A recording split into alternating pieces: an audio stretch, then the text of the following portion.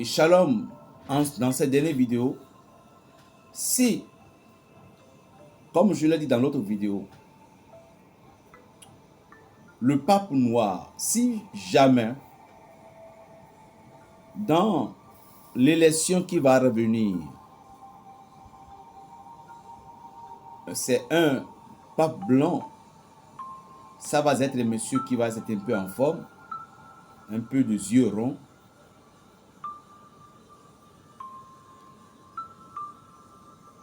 Si c'est un blanc qui est venu, vous devez savoir que dans l'église a un pape noir. Non, raison pour laquelle vous devez discerner. Parce que tous les yeux aujourd'hui se sont tournés vers un pape noir parce que nous avons les cardinaux. Mais est-ce que au cours des cérémonies, avez-vous vu, je vais dire, voir, ou est-ce que vous avez, comme dans le temps de,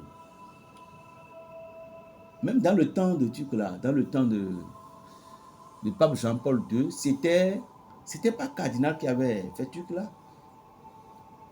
C'est pas notre cardinal, c'était Benoît XVI. Il était Ratzinger dans le temps là. Sinon, c'était normalement le doyen des cardinaux, c'était notre cardinal, le béninois là. Mais je ne sais pas si c'est une erreur. Au cours des enterrements, de la cérémonie tout autour, je ne vois pas un noir cardinal, mais cardinaux qui normalement, qui devait s'occuper. Quand on dit que l'Esprit Saint choisit, oui, c'est l'Esprit Saint qui choisit. Donc, si vraiment un noir est venu, nous devons savoir que ce noir est venu et il ne peut pas faire ce que nous allons expliquer. Juste, il va donner l'espoir à l'Afrique. Et tout le monde va encore avoir une foi, un amour extrêmement puissant pour l'Église. Oui. Mais au cas où vous voyez que c'est la couleur d'un pot blanc, vous devez savoir que donc c'est un pape noir. C'est un pape noir comment? Voilà. Un pape peut-être qui ne va pas faire exactement ce que Jésus-Christ de Nazareth, le fils de Marie, voulut pour son Église. Un pape noir qui va déstabiliser certaines choses.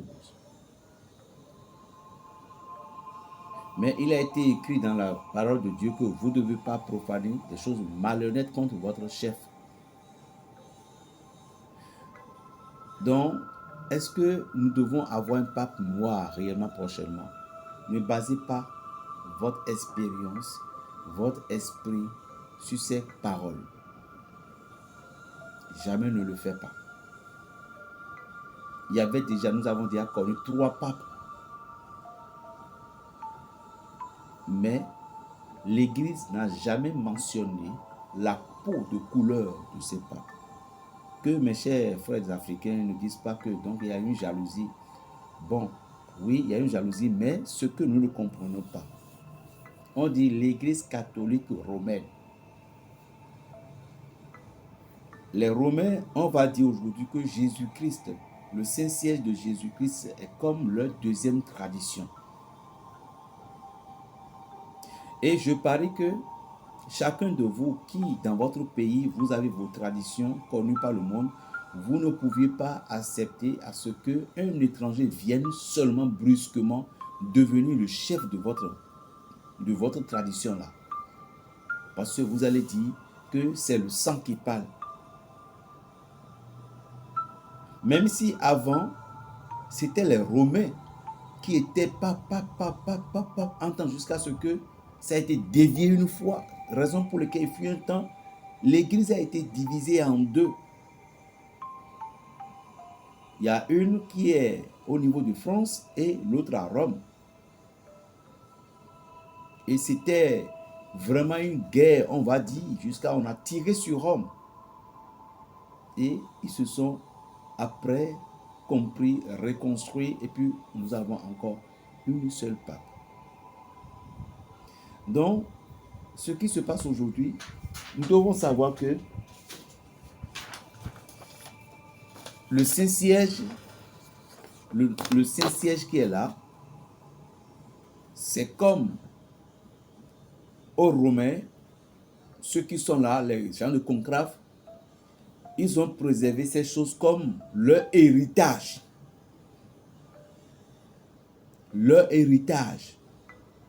Ils ont préservé comme quelque chose de très puissant. Sinon, lorsque vous parlez de l'astrologie aujourd'hui, qui est le pays qui est basé dans l'astrologie, qui maîtrisait tous les arts, si ce n'est pas les Romains? Bien sûr, vous allez dire que non, l'Égypte est là. L'Égypte est le centre de la spiritualité, le poumon de la spiritualité, comme l'Amérique est aujourd'hui la puissance du monde, la puissance mondiale. Mais aujourd'hui, il n'est l'est plus. La Russie est là en train de le déstabiliser. Donc, le conclave aujourd'hui, c'est-à-dire que le Saint-Siège aujourd'hui, au niveau des papes, c'est comme les Romains, ils ont tourné la team bon quoi. Ils ont encadré ça d'une manière que c'est leur tradition. Parce que à Rome aujourd'hui, c'est le Saint-Siège qui a pris, on va dire totalement Rome. Je n'entendais même pas parler du président du pays, tout, non. Le Saint-Siège donc que nous voyons là, c'était le titre de Pierre, là où beaucoup des apôtres sont morts. Or, dans les temps là, nous allons entendre parler de Constantin, le ci, le ça. C'est comme aujourd'hui, le pape est à la place du Constantin. Ce n'est pas Constantin là. Hein. C'est-à-dire que la place de Constantin a été arrachée par Dieu. Or, les rois qui sont là avant, on les adore comme des dieux. Donc, à cause de Constantin, l'Église catholique a pris forme de toutes ces choses-là jusqu'à aujourd'hui. D'abord, apôtre Pierre avait prophétisé contre le roi Nérode qui tuait les chrétiens dans le temps là. Les chrétiens n'ont rien à voir avec la papalité, tout aujourd'hui, non. Mais lorsqu'ils ont attrapé Pierre a prophétisé pour dire la place que le roi Nérode était assise là, qu'un jour le Christ va prendre cette place et régnera à jamais.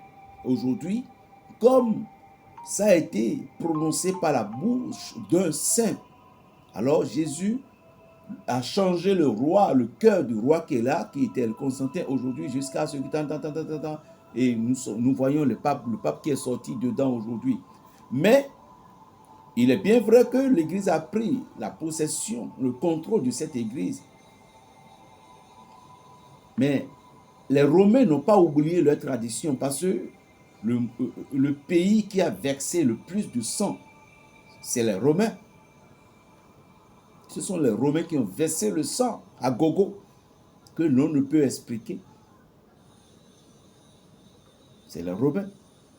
Donc, raison pour laquelle le Christ est parti là-bas et il a pris possession de toutes ces choses. Si vous voyez la tradition des Romains, vous allez dire merde. Merde. Donc, si on dit aujourd'hui qu'un Africain qui va quitter l'Afrique, il va devenir le gouverneur de ce pays, vous voyez, vous-même vous voyez. Donc, ça doit être l'Esprit Saint qui a voulu vraiment. Donc, moi, en tant que votre fils, votre frère, votre peu importe, Berger Raphaël que je suis,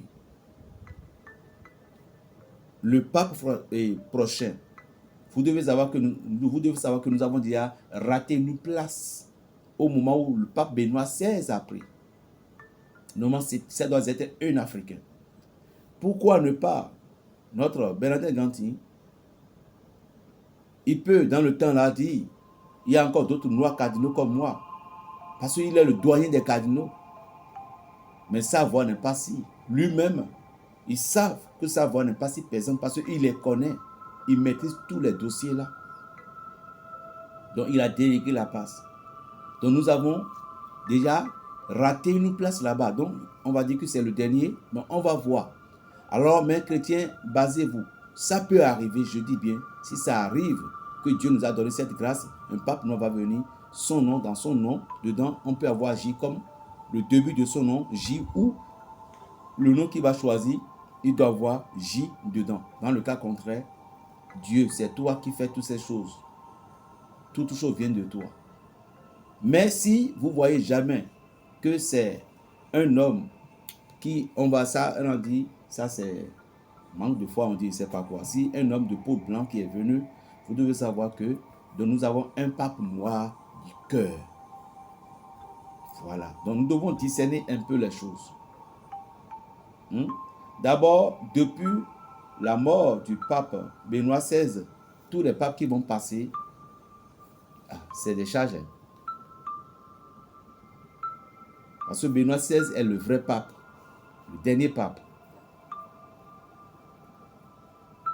Donc, si c'est comme ça, le message, donc, si on va suivre, donc si même un noir est venu, c'est comme Barack Obama, quand il était devenu chef de l'État, ce que le gars là en train de faire maintenant, Trump en train de faire maintenant, il a fait plus. Les immigrants, mais je ne sais pas quoi, l'esprit, quand on renvoie les gens, il y a des choses que les gens pensent qu'il va faire, il n'a pas fait. Dans son temps, vous ne voyez pas que c'est dans son temps, si je ne me trompe pas, que le gars là, Kadhafi est mort, hein, ou bien. Et dans son temps, en même temps, affaire de Saddam Hussein. Vous voyez, il y a des choses que les gens y connaissent. Si un noir même est venu. Donc, vous voulez vous marcher dans la foi, chers chrétiens. Vous voulez rester dans votre foi. Alors, ne regardez pas la couleur de la peau du pape qui va venir. Il ne faut pas qu'on va nous donner de désespoir. Voilà. Il faut que nous soyons là, nous restions là et être à l'écoute de ce que le ciel va nous donner.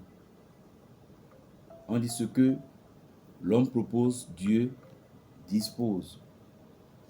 Et Dieu les a donné pleinement de pouvoir là.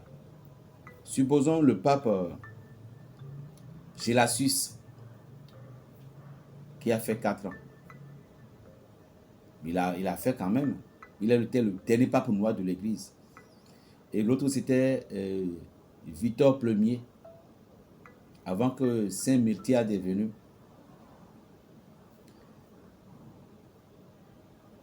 Mais est-ce que dans les figures canoniques de l'église, on nous a permis de connaître, on nous a permis de comprendre qu'au moins l'église avait déjà donné naissance à 3 papes noirs? Non. Mais ceux qui sont à la profondeur le savent.